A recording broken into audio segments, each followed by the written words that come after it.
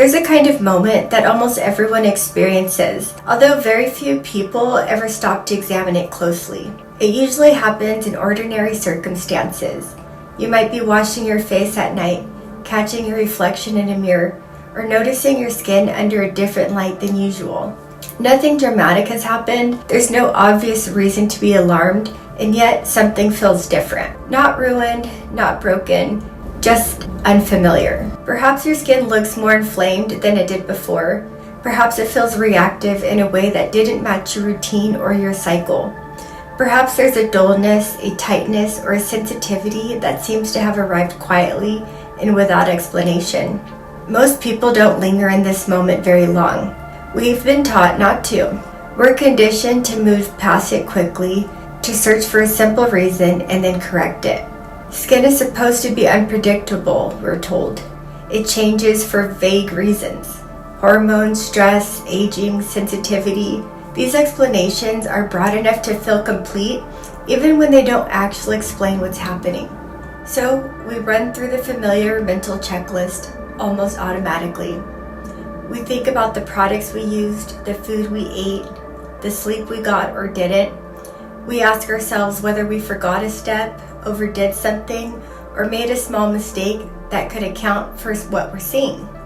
And when nothing obvious presents itself, we usually stop asking. Not because the question was answered, but because we were never encouraged to keep going. Instead, we adapt, we adjust, we correct. We simplify routines, we try something gentler, we become more disciplined, more careful, more attentive. We tell ourselves this is just how skin behaves sometimes. But for many people, that moment doesn't stay isolated.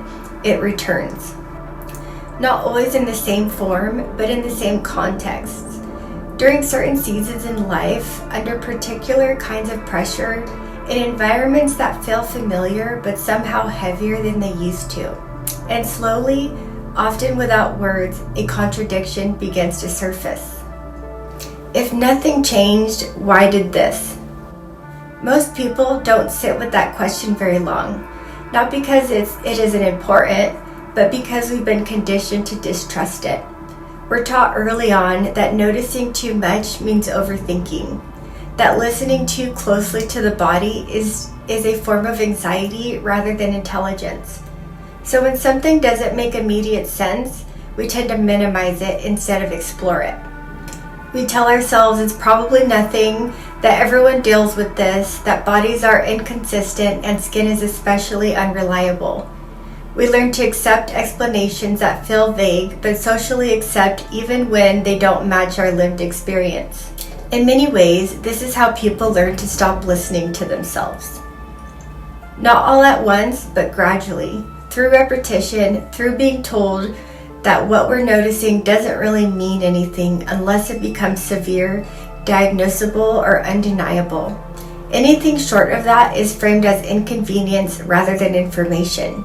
So the contradiction gets buried. You move on, even though the question never fully goes away.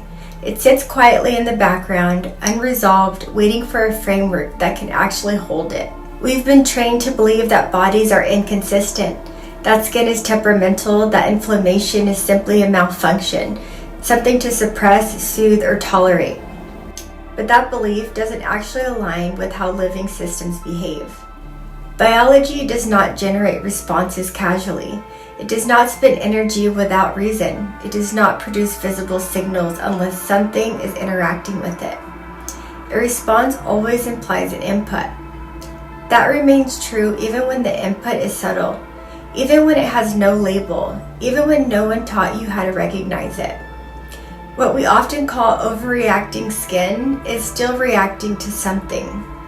The reaction itself is not the mystery. The mystery is that we have failed to account for. Most of us were trained to look for causes that feel manageable because they are familiar.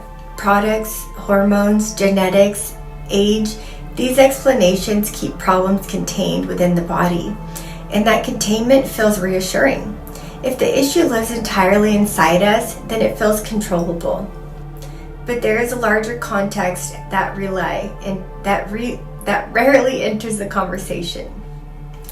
the conditions you live inside every day, the environments you move through repeatedly, the background exposures that exist so constantly that they fade into normalcy. We were never taught to see those as relevant. We were not taught to connect them to skin or to biology at all, unless something went catastrophically wrong. As a result, we learned to treat the environment as neutral, as if it only mattered during obvious disasters, not during ordinary life. And when something is treated as neutral long enough, it disappears from perception.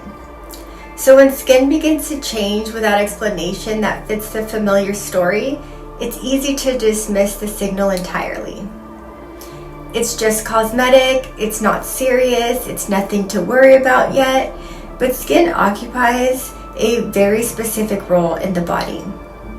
It is fast, it is external, and it sits at the boundary between you and the world. Because of that position, skin often responds before deeper systems register distress, not because it's weak, but because it is exposed. It encounters the world first, and it speaks early.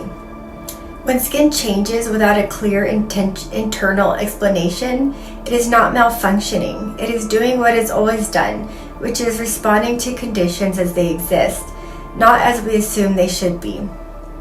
The difficulty isn't that the signal is unclear. The difficulty is that we lack the language to interpret it. When information arrives without framework, it feels confusing. When responses appear without the explanation, we recognize they feel random. And when we're told repeatedly that the response itself is the problem, we stop asking what initiated it in the first place. But what if nothing was wrong with your skin? What if the only thing missing was an awareness of the environment it has been navigating all along? What if the real question was never how to fix your skin, but how to understand what it has been responding to? That question does not resolve discomfort, it deepens it, and that is precisely why it matters. Because once you begin asking it, your attention shifts, and when attention shifts, perception changes, which leads to a possibility most people were never invited to consider. What am I being exposed to that I was never taught to notice? That question does not come with immediate answers. Its purpose is not to reassure, but to reorient. And once it forms, the way you look at your skin and the world it lives in begins to change.